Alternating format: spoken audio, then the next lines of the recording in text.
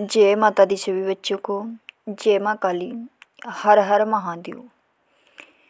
जिन बच्चों को पहले सवारी आती थी अब सवारी नहीं आती है, जिन बच्चों को पहले अनुभव होते थे अब नहीं होते हैं, तो ऐसा क्या हुआ जिन कारणों से अब हमारे अनुभव बंद हो गए हैं, अब सवारी भी हमारे शरीर पर नहीं आती है।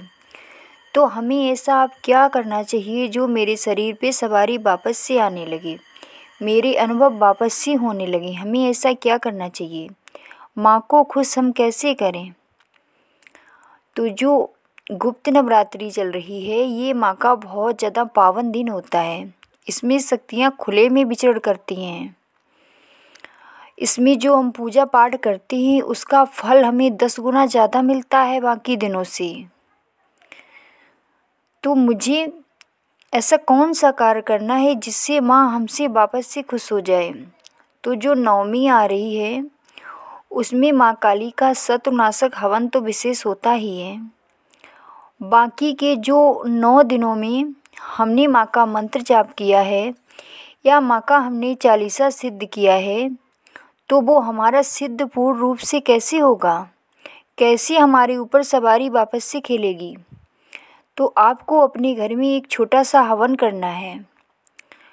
माँ काली का बीज मंत्र है। आपने जो बीज मंत्र इस गुप्त नवरात्रि में किया है, तो सबसे पहले बाज़ार से हवन की सामग्री ले आएं और लकड़ियाँ भी मिलती हैं हवन की। तो 5 प्रकार की लकड़ी मिलती हैं हवन की। आपको जो भी जैसे भी अच्छी लगे उस तरह की आप हवन की लकड़ी ले आइए। फिर इसके बाद आपको हवन की तैयारी करनी है। सबसे पहले हवन में आपके जो गुरु हैं, गुरु मंत्र की 108 आहुतियाँ देनी हैं आपको। अगर आपके गुरु नहीं हैं तो भोलेनाथ के बीज मंत्र की आहुतियाँ आपको देनी है। ओम नमः शिवाय। फिर इसके बाद माँ काली के बीज मंत्र की 108 आहुतियाँ देनी हैं आपको। माँ का बीज मंत्र है ओम क्रीम कालकाय नमः। तो काफ़ी बच्चों के मन में ये सवाल चल रहा होगा कि हम माँ के इस बीज मंत्र की आहुतियाँ कैसे दें, कैसे माँ का मंत्र जाप करें। तो माँ का मंत्र की आहुतियाँ आपको इस प्रकार से देनी है। ओम क्रीम कालकाय नमः स्वाहा। आपको सीधे हाथ में धूप लेनी है आहुति के लिए और डेढ़े हाथ में आपको माला लेनी है।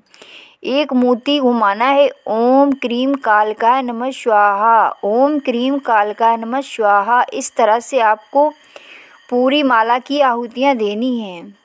इसके बाद आपने जो भी मंत्र सिद्ध किया हो या जो भी चालीसा वगैरह जो भी किया हो उसका भी हवन करना है।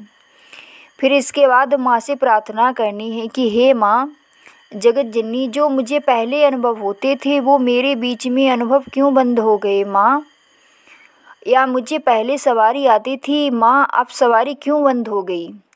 फिर इसके बाद माँ के चालीसा की पूरी आहुतियाँ देनी हैं आपको। इस तरह से आपको अपने घर में ही हवन करना है अपने हाथों से। इससे क्या होता है, हवन के द्वारा शक्तियाँ बहुत ज़्यादा खुश होती हैं। जो भी हम हवन यज्ञ करते हैं अपने घर में वो पूरा सीधा मेरा इष्ट तक ही पहुँचता है। क्योंकि क्या होता है कि बहुत लोगों के घर में जो फोटो पूजा पाठ करते हैं वो देवी देवता ना लेकर के भूत प्रेतों तक चला जाता है। जो हम हवन करते हैं वो हमारा सीधे इष्ट तक ही पहुंचता है मेरे।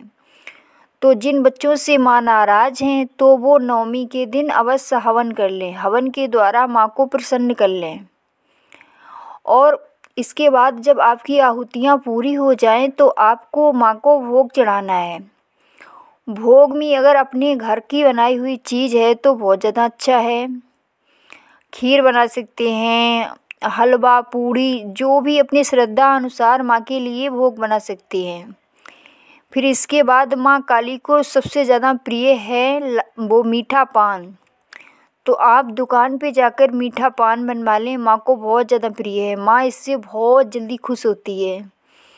तो आपको मीठा पान उस हवन में ही माँ को अर्पण करना है कि माँ मैं आपको ये मीठा पान अर्पण कर रहा हूँ। माँ, इसे स्वीकार करो और माँ मेरी जो भी गलतियाँ हुई हों उसे माफ़ करो।